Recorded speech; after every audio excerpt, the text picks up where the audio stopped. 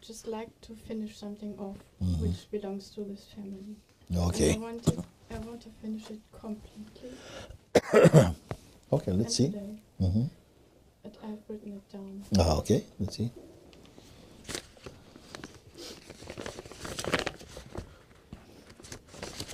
Okay.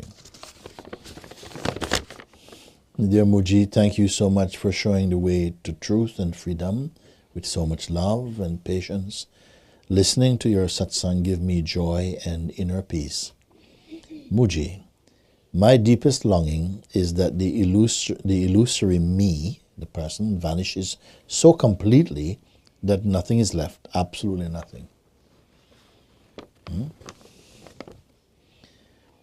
Since some months, I've been experiencing the strongest turmoil ever, which manifests as inner tension, sleeplessness, and an inability to even slip into sleep, and of sudden spontaneous muscle cramps, preventing sleep. Sometimes there have been intense nightmares with demons and waking up with very strong fear. Can we open the door a little tiny bit? In those moments, I felt totally captured by this fear. Remembering that ultimately none of this is real, didn't occur or helped in these moments because the feeling was so intense. I have not been able to find out the reason for this fear yet. In the outer daily life, there has been no real trigger for this. Physically, this is totally exhausting. Mooji, I don't know anymore what to do to be free of this. If this is the ego's fierce fight against freedom, then could you please help me or show me the way? Bowing at your feet of the divine, Jill. P.S. There also is a force inside which didn't allow me as yet to find my home physically and come to rest. I've been moving extremely often, approximately about 25 times in 10 years, and still don't have the feeling that I finally found my place, which is also exhausting. Okay. My deepest longing, I'm going over now. My deepest longing is that the illusory me vanishes so completely that nothing is left, absolutely nothing. Okay?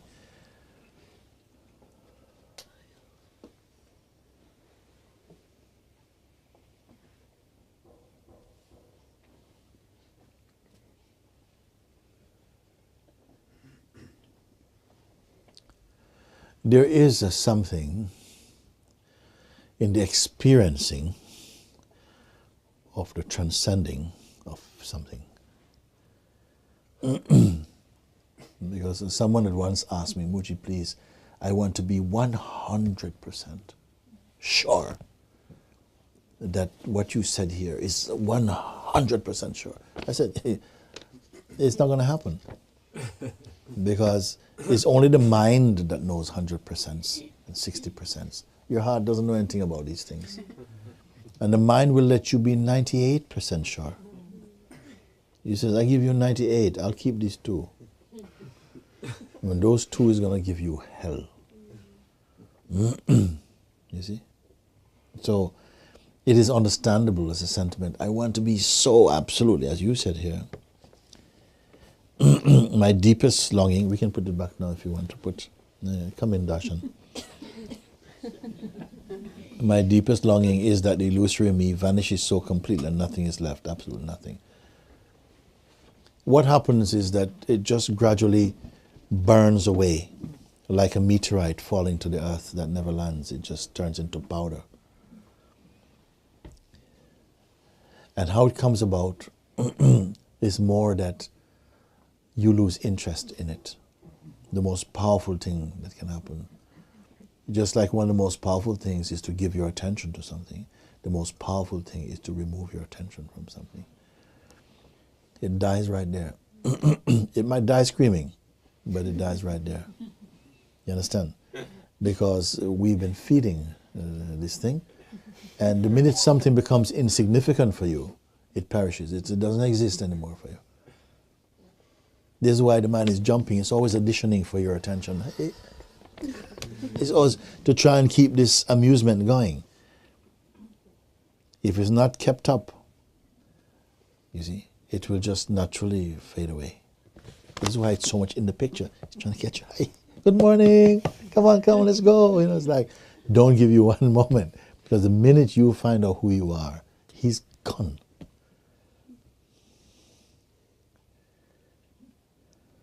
You see. Since some months I've been experiencing the strongest turmoil ever, which manifests as inner tension. All this is produced by the mind. All this he can do. But he can only do it with your cooperation. Maybe not consciously, but on some level.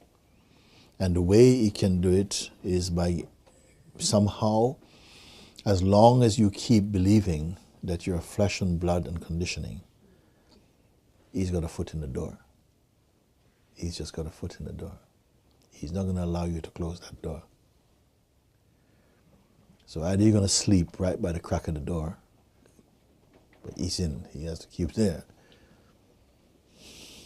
All sleeplessness, the inability to even slip into sleep, and of sudden spontaneous muscle cramps preventing sleep. All this stuff we will try and do. I want you to rise above, to go like you're moving out off the surface of the earth. Keep going up and take an aerial view of your life. And look at this thing, you see.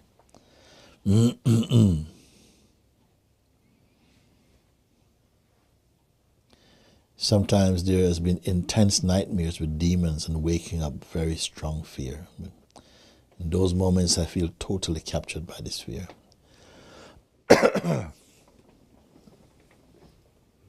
The person, you see.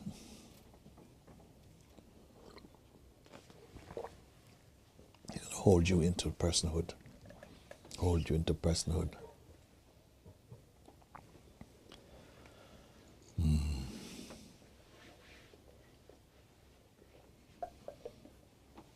Sometimes there has been intense nightmares with demons and waking up with very strong fear. In those moments I feel totally captured by this fear. And in brackets, remembering that ultimately none of this is real, didn't occur or help me in those moments because the feeling was so intense. Of course. You remember later. Right now, I've got you here. I have not been able to find out the reason for this fear yet. The reason for this fear is the attachment to life. We are attached to life, it's not just to life, in fact, because you know what? You are life. It's the attachment to the life which is in the body only. You see? It's the attachment to the body, to the feeling, yes. The attachment to the body. And whose attachment is it? Is it life's attachment to life? No. It's the person, which is the idea you have of who you are, that is attached to a life which it knows can end. But it's a life in here that cannot end. But to know this, you must go beyond that which can end. In the field of the body-mind, everything here is on time. Everything here has a visa. Everything here runs out of time. There's something inside you which cannot run out of time. In fact, it has no time in it. You have to find a thing which cannot be. Because time, I said before, time says everything that you see, everything you think or imagine or experience or remember belongs to me. I eat everything. From the beginning of time, I'm eating. My belly can never be full enough. I'm eating all the past, all the different empires and all of that. Everything you see, imagine, all the extinct creatures and the distinct creatures, I've eaten them, all of them. The only thing that I cannot eat is awareness itself. It eats me. So you get to awareness before time get to you.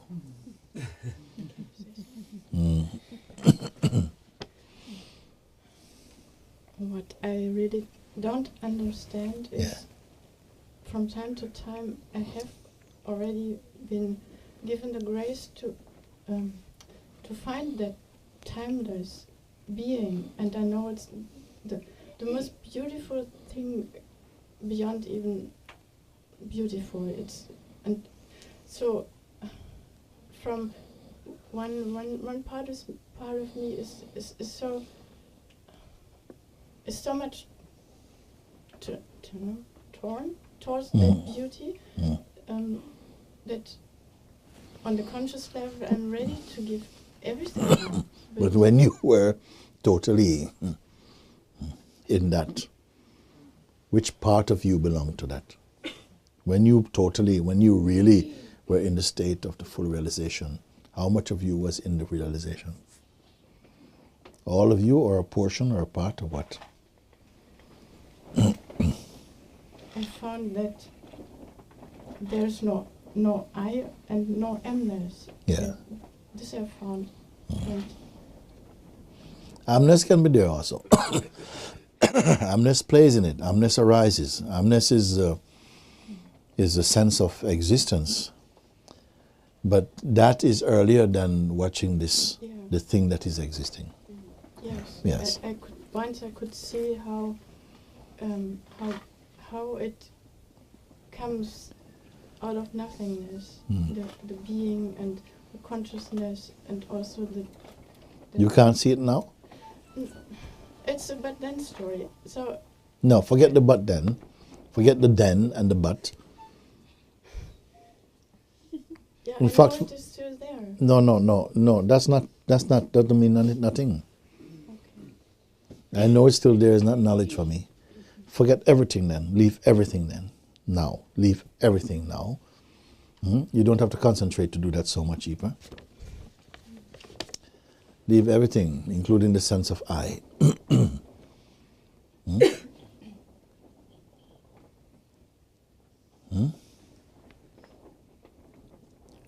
Leave everything.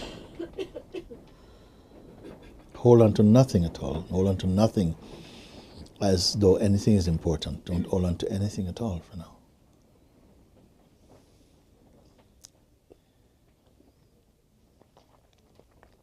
It is not a weird thing to do.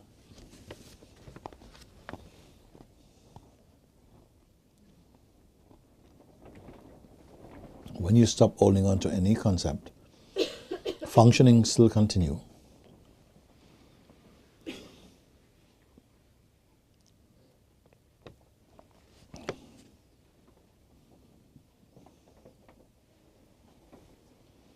Somebody may call you auntie. Auntie so and so and so. And you respond, yes, my darling, it's okay, here you go and stuff. For that moment, you're auntie. Afterwards, are you still auntie? When you're with your boyfriend or something, are you auntie? No, you're not auntie at all. We function through these labels, but you're not what they are. It is okay. It's not a blasphemy. It's okay. We call what we do what we are, but it is a function. It is okay, at a superficial layer. But when you deeply identify with them, you restrict and limit your being.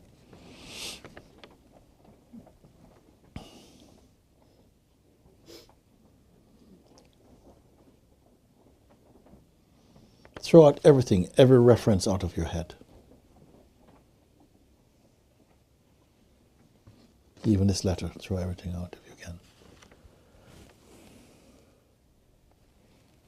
Because sometimes you think you throw everything out, oh, I'm going to be without. Something is not good. No, throw everything out, throw everything out.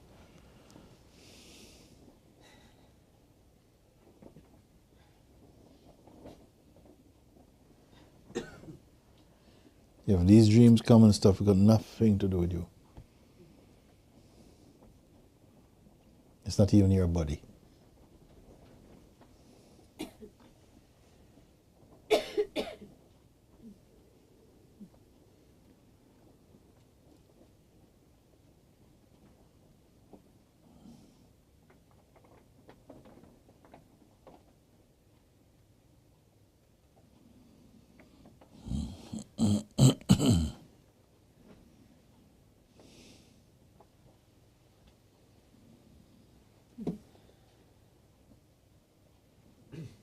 Because until then, as you've written here, it's totally exhausting. It's totally, physically, totally exhausting. Totally physical. What value is it? It's totally exhausting. You wake up looking more tired than when you go to sleep.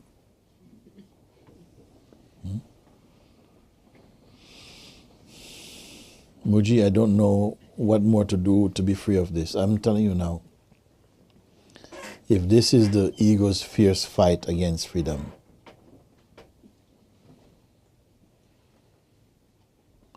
the ego cannot fight against freedom. It can only fight against your belief that you are not free.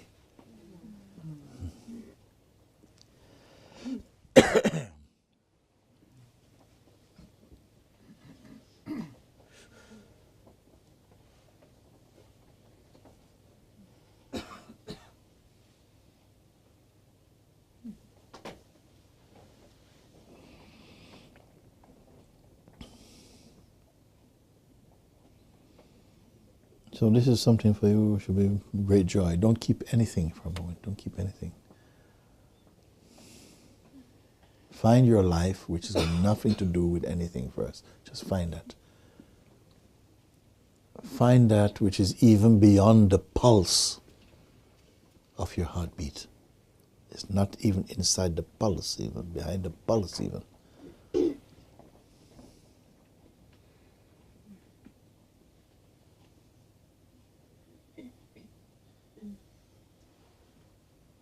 Be there.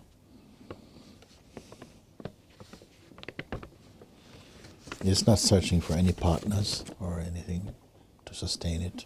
No mechanics live there. You see.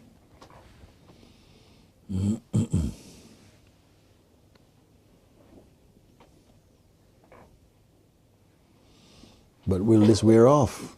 If you find a place, I want somebody to find this place, be there in this place, and tell me if it can go away, or if it can fade, or wear off, or if there can be any problem there. And if you are dead there, go there, and I want to see if, when we look at you, we go, oh my God. Oh, she's gone. Oh, never mind. No, I want to see if anybody is going to be, we have to go and bury you.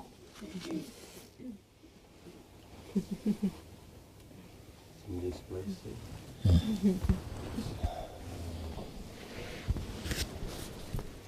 in this place, there is only the immense creativity that doesn't any thought of it. It doesn't affect this. So start from the first thing you said. In this place, what? There is only the immense, Immense creativity. Immense creativity is flowing out from this. Carry on. And in this immense creativity, I am present.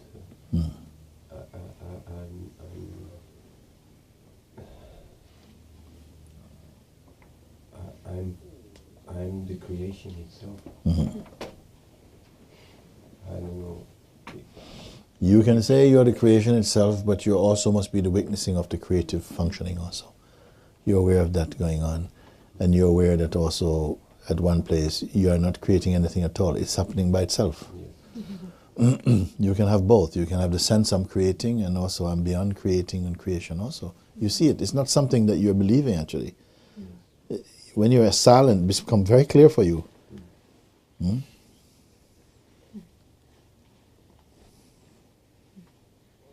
It's not a new attitude.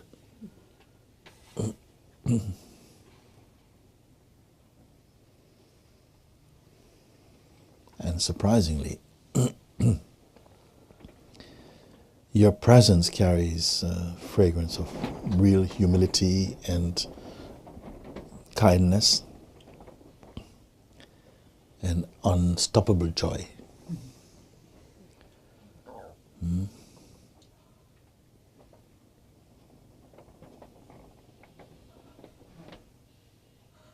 Such profound silence and peace.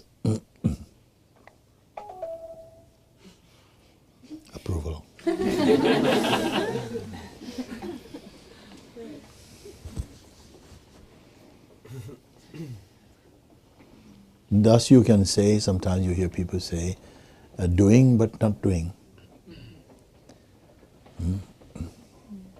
Moving but not moving, actually.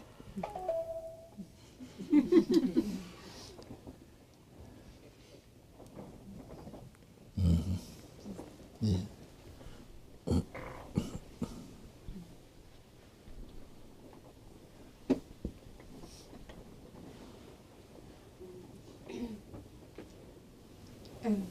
I was just noticing in this place that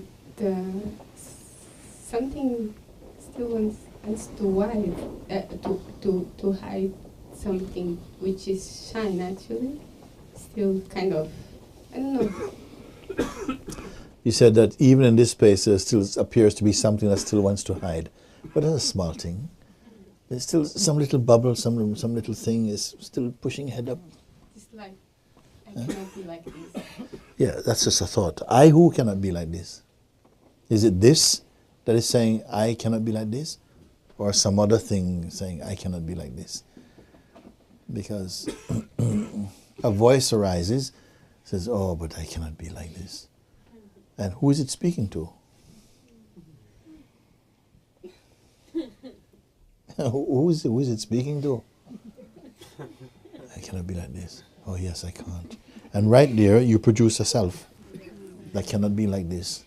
And because we have done it over and over, you have produced many eggs of yourself. And each one, I can't do that. I just couldn't stay there, Mooji. I couldn't stay there. I said, you don't exist. Where did you come from?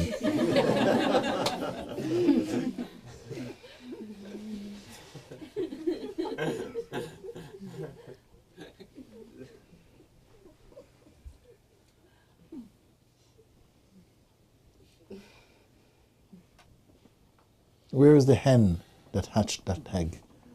Where is it? Nobody knows, nobody can find. Just they arise. These thoughts arise in consciousness, and something from consciousness arise with them, like belief. And when they connect together, they produce this illusory person who says, with this body, I just couldn't do it. It was too much for me. And everybody goes, oh, it was too much for her. Oh, who is it who speaks this thing? Who is speaking these things? Who is having these thoughts? Who is making these decisions? Introduce. Introduce this one.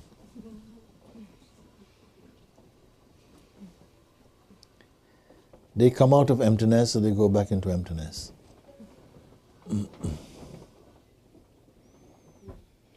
Has anybody ever seen a thought in jail or something?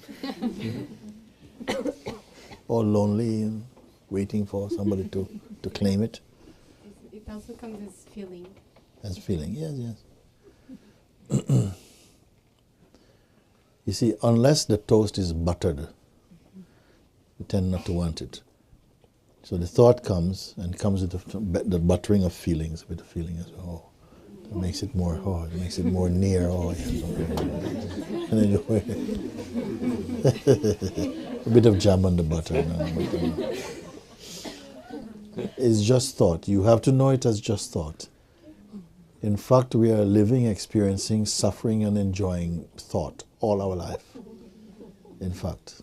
If you know this is okay, nothing wrong with thoughts, they can come. At least you don't have to be a victim to them. Also, the victim of the thoughts is also a thought also. But it's a bit more than just a regular thought because it's got consciousness mixed up with them. You want? You know what's happening now? Yes. Come. Okay, let's finish. Also, like when what Shankari mentioned, like sometimes there's in this space, because it's felt like some tension or like there's something still there, then I notice it starts growing when I think that's wrong or there's something wrong, and then I becomes afraid of, I can't let, when you say no, this can become a root for something that when you go off, it will sprout. So then there's fear that there's still something there But then the person takes it because then there's a feeling of, oh, something is wrong, something can't be. And then all the other thoughts come attached to this. And Yes, yes. We are thinking too much. And we are thinking too much about thinking. You see, then there's all trouble come. Nothing. Your natural state is really silent and empty. You don't have to be thinking. Many people, they're in some state of abstraction, you can see. You look into them, their eyes are somewhere, and they've got thinking eyes, or they're going off somehow. This silence, this neutrality, is not honored inside ourselves, you see. And so a little thought can come, which is nothing to someone else, and you will stumble over him, because you've given it some importance, you see, or given your emptiness least importance. We want to put already too much things, too much instructions, too much technique for life. Because something seems to contradict the natural thing, which is you are fine as you are, you're enough as you are. See? You know, we came here today to read through lots of letters and things like that. I've gone through 2. Sometimes we do 40, 40 letters and so on. So, sorry, yes. I just wanted to add something to that. But why there's then, when through the habit, why there's so much strength to believe that there's something that is wrong? Through the habit. It's just habit. It's a habit, and then somehow, when the habit is, sort of exposed, and you think, well, okay, that's a habit. It's like something feels like, no, it's not natural. It's like something want to give attention to this type of thing for a bit. So sometimes we have to suffer our habits, then to find the aspiration to give them up or to leave them behind. But they're no more than that. I mean, what can be more to keep paying attention to the things which then make you feel miserable? How long you want to keep doing that for? Sometimes you say, well, I like to stop it now, but but I don't really want to stop it totally. Because we like to keep it. You also know, you are here, you like to be miserable a bit.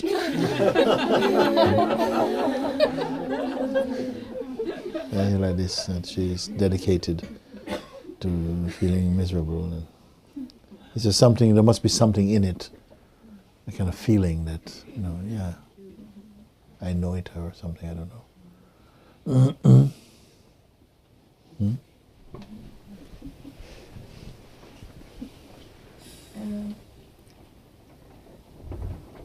I see that there's also this trying to get out of it, and it's all the efforts also to understand maybe here come also from this trying to get out of my misery, and maybe that's why it's not working, because I still try to do it as a person. Yes, I mean, you don't need to try and get out of the misery. You just need to remember who you are. You just need to just acknowledge your real place, that's all. And then after that you can say if you have to get out of something or not. See if there's anything there for you to get out of. Which is easier, to try and get out of this misery, or to remember that, wait a minute, what misery? I'm looking at this thing, I'm here, this is a feeling, and this is a feeling. Is it me? No, it's not what I am. Because your mind has grown accustomed to resistance. The more you try to do something, the more it grows. It likes friction also. Like, one of the mind's best games is try to kill the mind. Try to stop the mind. Is mind loves, yes, let's do it.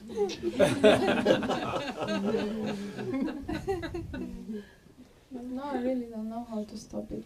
It's when I try, like to sit. Yes, you are who is trying. I know, I see that it's all coming from this effort. But I actually, Who is seeing it now? You, when you say you're seeing it, who are you, the one saying, I see it? Is it the self that is seeing now? Is it the self? Are you speaking as the self, as the pure self? As the truth? Or is it still the person? I'm still the person. It's like a thief giving testimony to his own, hand on the Bible, I swear to tell the truth, the whole truth and nothing but the truth. Yes, but did you steal this Bible or not? I swear I'll tell the truth, the whole truth, and nothing but the truth. Or are you going to take the advice of the very thing that is creating all of this? Right? Or are you going to take the testimony?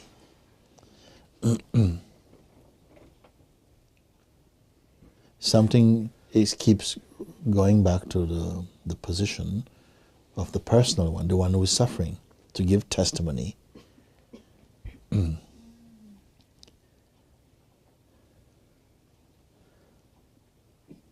And yet he's still saying, yeah, I see I'm not this.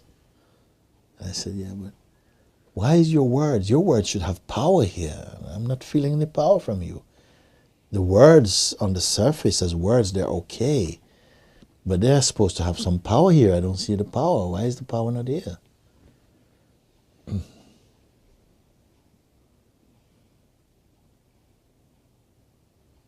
It's like that. We have to check, why is the power not here? We have a blackout and we go and put back and the electricians have come and tested. The power is here. Why is no light? Why no light? Oh, the bulb is blown. Oh, I have to change the bulb. Why is it that you're speaking like that? Like, I see that I'm not that. It should stop there, something. There's a power in that if you truly see something. But then you continue, yeah, but it's just this thing keeps coming back and so on and so on and so on.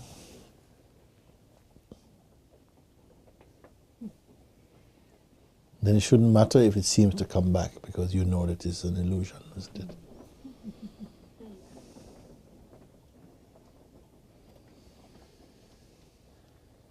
There's a story of one, a man goes to the desert, camping with his friends, and then he decides to walk off one evening.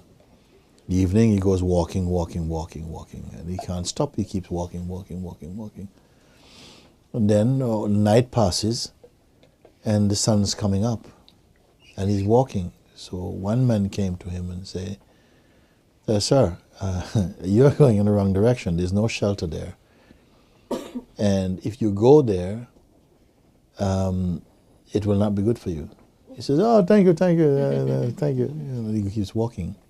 After time he walks, he sees like an oasis with palm tree and water. And he starts to run because he's thirsty. He's running to this oasis. But he can't get there. He keeps going. And then he collapses. His lips are completely chopped. Someone comes and picks him up, takes him to a safe place, gives him water. The man said to him, he says, thank you. The man said to him, I live in the desert. I know what you're seeing, but it's not real. We who live here know this. It's just an illusion. Don't go this way. Come back with me. He says, okay. Thank you. But I want to go this way. So he goes off again. And after a while, it's very, very hot. He has his handkerchief around his head, Englishman. And then he sees again this water. Oh, he starts to run again, run. And again, he's not getting closer. And then again he falls exhausted, almost to death. Again he's rescued and taken to some safe place. When he recovers, a man says to him, Sir, I've been watching you for a while. You are going in the wrong direction. There's nothing there. Only death is there. This water you see is not real water. All travelers know this. You see, all of us who live here, we know this. Turn back with me and come back to a place where you can be safe. Thank you. Thank you. But off he goes again. And again morning comes. And he sees this thing, and he sees people bathing in the water. And, he's running out there. Hello, I'm coming. Running. He goes again. A man picks him up, takes him aside, gives him water. He says, sir, look at around you. These are all bones, dried bones of your predecessors. They were all before you. They all saw what you are seeing now.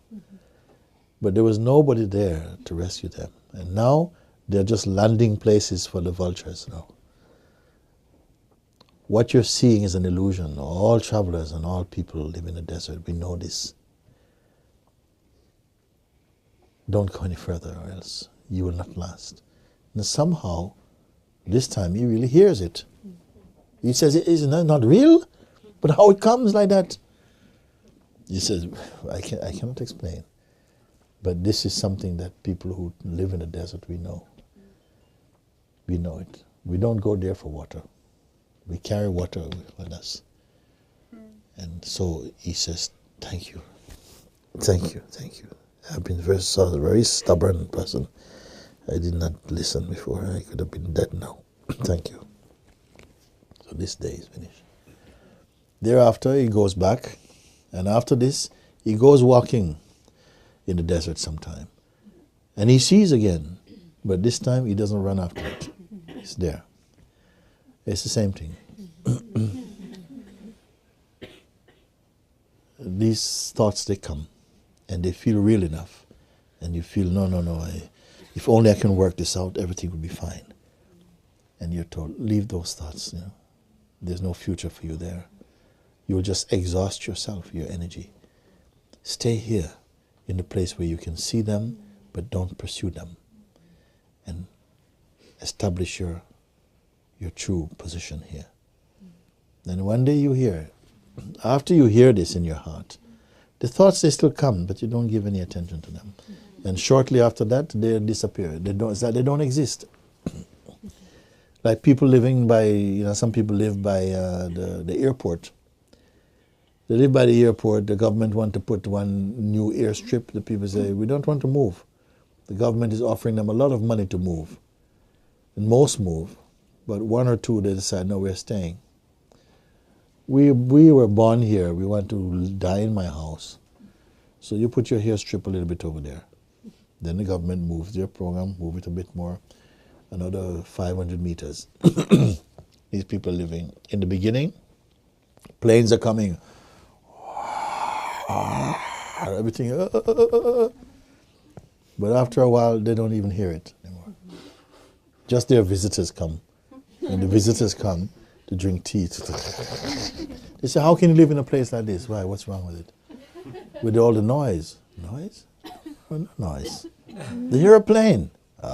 You get used to it. You get used to something in that way, but it's no big deal for you. And if it's no big deal for you, no seeds, no karma can grow around it. Nothing is there for you. It doesn't exist. So it's not that you necessarily have to get rid of the thing. You've just got to lose your interest in it.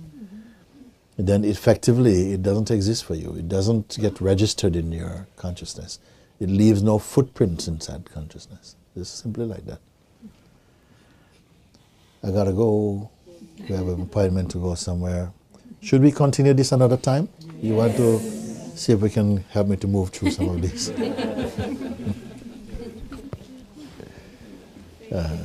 Thank you.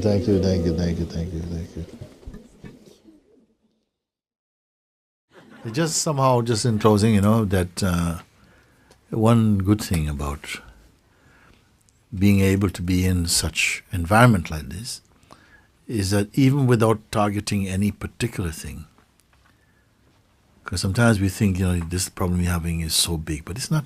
This is not the problem, actually. The I itself is the seed that is, put in the wrong place, and this is causing the problem. It should have been a fruit tree, but it turned out to be weeds right now, and we're just correcting this thing. So just in being somehow, moving in your life in this kind of climate or this environment, this energy field of satsang, and a lot of these things, they just soak away by themselves. They just disappear. You don't need any case history about it. It just vanish, and then you see that it was totally unreal. You're not missing it, like, oh my God, where's my problem? I can't find it. It's just gone. And you know it because you automatically know you're in a much healthier state of being. So much happy, so light, which is our natural state, is lightness and full of peace, naturally happy. Why are we running around searching for things to enjoy? Because you miss yourself. You miss your own happiness. This is what it means to enjoy yourself. You miss your own happiness. So then you start to look to try and enjoy things which you can only get momentary happiness from them. But yourself is, unchanging happiness, you see. So at any time of the day, you wake up, you are you. Just like any time of the day we check in, you are you. In the same way, you are happy, you're empty, light and full of joy, wisdom is there. Without doing any special exercise. It's just the nature of yourself is like this. Okay.